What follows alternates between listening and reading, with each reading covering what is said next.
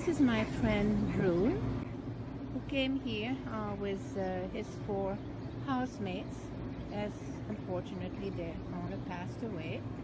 They're very beautiful dog, and they seem to have been all well cared for.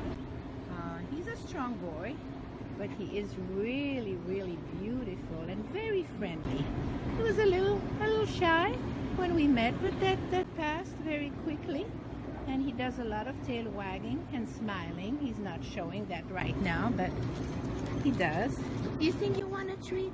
Do you think you finally want a treat from me? Oh, nothing. Oh, nothing. See, the tail is wagging there. Yeah, a little treat. Those are good. He likes caresses. He doesn't mind when somebody comes into the yard through the door to talk to us. Right, one more. One more. He sits on command. Come, Papa, come. You want to come here? You want to come here? He's obedient. Come here, love. Sit down. Sit, sit, sit down. Sit, sit, sit. No, we're not sitting right now. Here, Papa. Bruin, another cookie? Another cookie? That's right. So this is Bruin here at the Manhattan Care Center.